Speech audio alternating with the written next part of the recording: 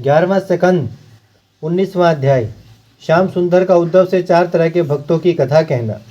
उद्धव ने इतना ज्ञान सुनकर पूछा, है दीनानाथ, जिस तरह संसारी मनुष्य काल रूपी सांप के मुख में पड़े रहकर प्रतिदिन अपना सुख चाहते हैं, उसी तरह मुझे भी समझकर कोई सहज राह भवसागर पार उतरने के लिए वर्णन कीजिए। श्याम सुंदर ने कहा, हे उद्धव, जो ज्ञान भीष्म पितामह ने राजा युधिष्ठिर से कहा था वही तुमसे कहते हैं। सुनो, संसारी मनुष्यों को 4 तरह से ज्ञान प्राप्त होता है। एक, कथा पुराण सुनने से, दूसरे, लोगों का मरना देखकर अपनी मृत्यु विचारने से, तीसरे, साधु व महात्मा विरक्त पुरुषों की संगति करने से, और चौथे, संसारी व्यवहार झूठा समझने से ज्ञान प्राप्त होता है।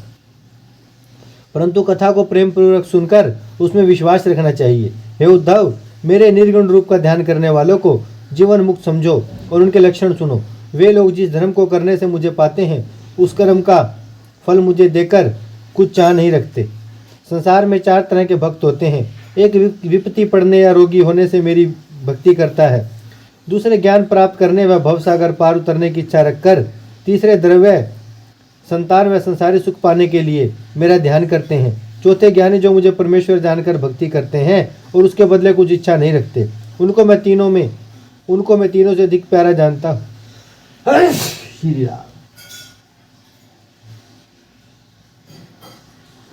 हे उद्धव, यज्ञ, तप, ज्ञान, धर्म, तीर्थ, व्रत आदि सब शुभ कर्म अच्छे होते हैं, परंतु भक्ति व ज्ञान के बराबर जिससे मुझे उत्पन्न करने वाला व मालिक जानता है, यज्ञ आदि नहीं होते।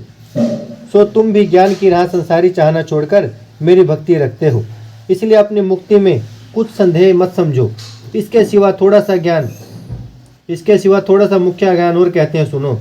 मनुष्य को अपनी बढ़ाई करना उचित नहीं है, अहंकार छोड़ देना चाहिए।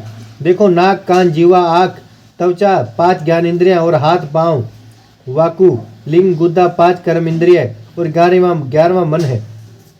जो मनुष्य उनको संसारी सुख की ओर लगाता है, उसे ज्ञानी समझना चाहिए। ज्ञानी को उचित है कि अपने मन व इंद्रियों को संसारी माया से विरक्त रखकर मेरी ओर व ठाकुर का पूजन करने में लगावे।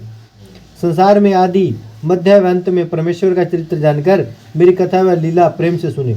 जो वस्तु खाने व पहनने के लिए किसी तरह की मिले, उसको पहले मेरे नाम पर अर्पण करके पीछे आप खाए व पहने।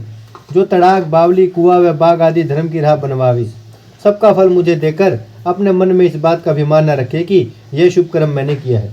इतनी कथा सुनकर उद्धव ने पूछा, है वैकुंठनाथ, तप, दान, नियम, संयम का हाल वर्णन कीजिए। ज्ञानी किसको कहते हैं और मूर्ख कौन कहलाता है? शुभ व अशुभ कर्म करने, स्वर्ग जाने वाले, नरक, धनी पात्र, कंगाल, दाता और सूम का हाल बतलाइए। श्याम सुंदर ने कहा, हे उद्धव, जीव हिंसा व चोरी आदि कुकर्म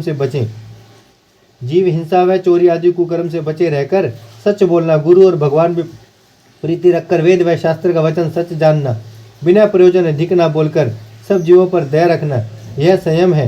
हाथ पांव मिट्टी से मलकर धोना, स्नान, संध्या, पूजा, यज्ञ, तप, श्राद्ध, तीर्थ, व्रत करना, यह नियम समझना चाहिए।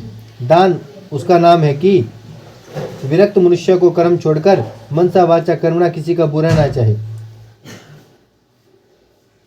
गृहस्थाश्रमी भोजन, वस्त्र, पृथ्वी, सोना आदि वस्तु ब्राह्मण को दान करे।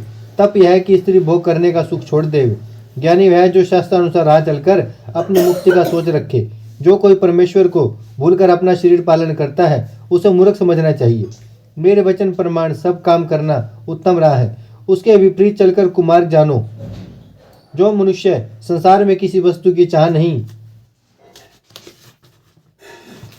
रखते और प्रेम पूर्वक मेरे चरणों का ध्यान करते हैं, उन्हें स्वर्ग पहुंचने वाला समझो। संसारी प्रीति रखने वाले, लोभी और झूठे मनुष्यों को नरक जाने वाला जानना चाहिए।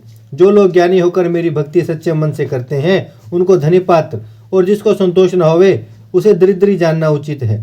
जो कोई मूर्ख मनुष्य को सिखलाकर उसके भवसागर पार उतरने का सोच रखे, उसे दाता समझो।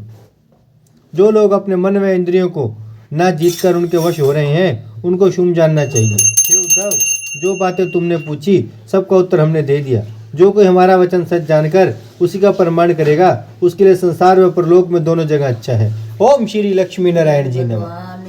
भजमन नारायण नारायण नारायण, श्रीमन नारायण नारायण नारायण, लक्ष्मी नारायण नारायण नारायण, सत्यनारायण नारायण नारायण श्रीमन्नारायण श्रीमन्नारायण लक्ष्मी नारायण सत्यनारायण भजमन्नारायण नारायण नारायण।